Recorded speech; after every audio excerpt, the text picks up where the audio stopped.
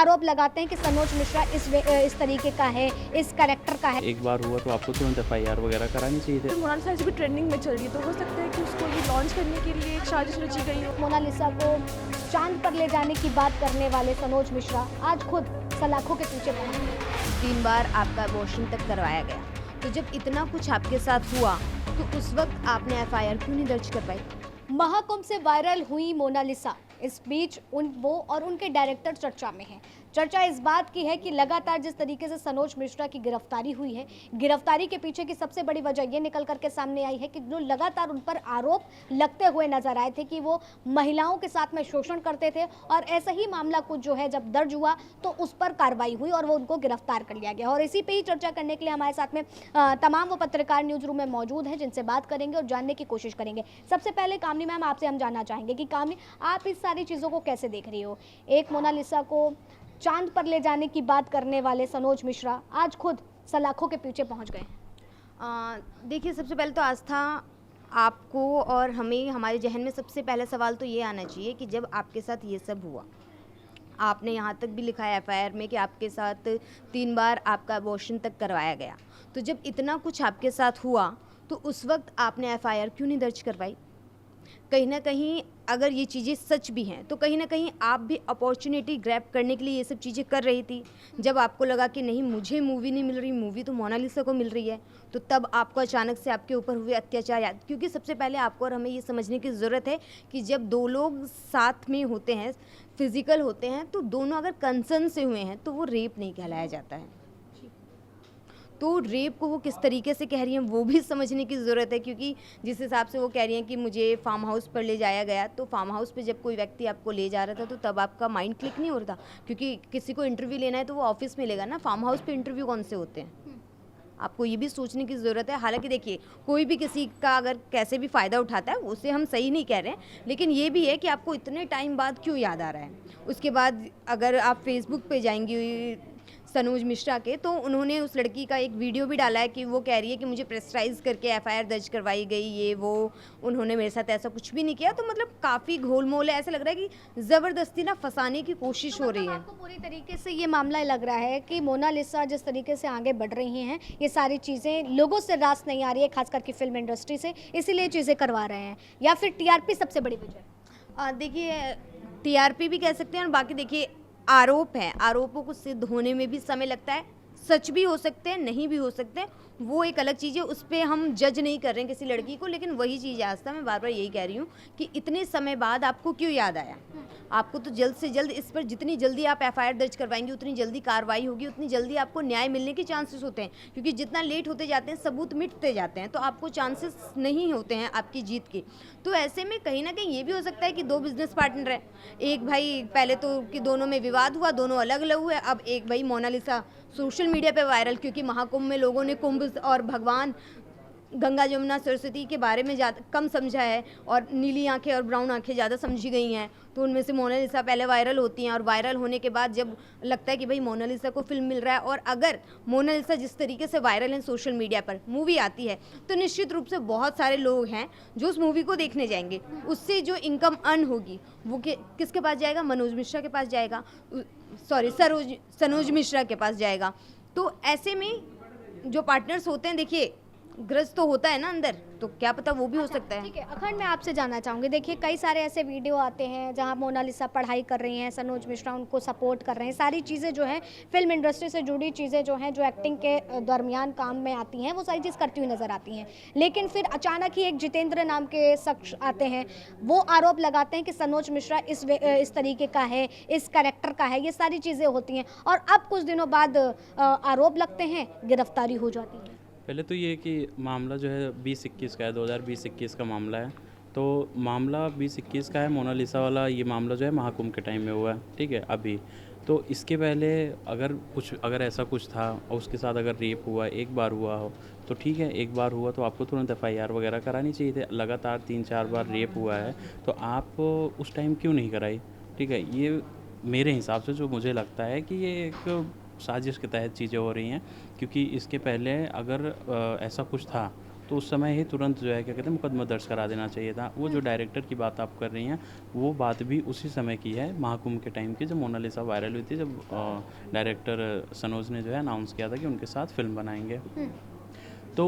ये सारी चीज़ें मोनालिसा के इन्वॉल्वमेंट के बाद ही हुई है, ठीक है, इसके पहले नहीं हुई। तो ये जहाँ तक मुझे लगता है ये पूरी जो भी कहानी चल रही है ये एक साजिश के तहत चल रही है। बाकी अब देखते हैं, आरोप लगा है, हम ये नहीं कह रहे हैं कि वो गलत होगी, अब जैसा भी होगा देखा जाएगा। जो भी देखिए, अब कामनी ने इसमें दो तीन चीज़ें जो हैं इसमें क्लियरिफाई की हैं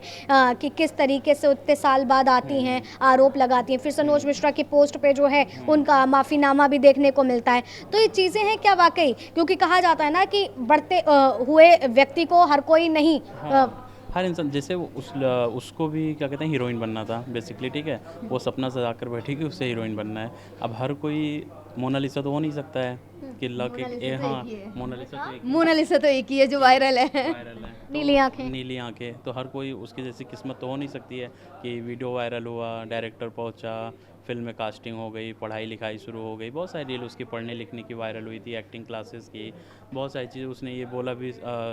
इसको सनोज डायरेक्टर को लेके भी बोला था कि सर बहुत अच्छे हैं, और मैं जहाँ एक्टिंग सीख रही हूँ इंदौर में, वहाँ पर जो है मैं अपने चाचा और पापा के साथ रहती हूँ। तो ये सारी चीज़ें हैं, जब तक मामले की अच्छे से जांच नहीं हो जाती हम किसी के ऊपर उंगली नहीं उठा सकते हैं। और फिलहाल इंडस्ट्री में, फिल्म इंडस्ट्री में अखंड इसमें हम उंगली इस बात पर उठा सकते हैं कि इतने समय बाद क्यों। हाँ, वही चीज़, एफआईआर के लिए हम उंगली उठा सकते हैं ऐसा, लेकिन हुआ है नहीं हुआ है ये हमें नहीं पता है, ये जांच का विषय है और ये जांच के बाद ही पब्लिसिटी स्टंट भी हो सकता है। मतलब ये पब्लिसिटी स्टंट मुझे लगता है कि इसको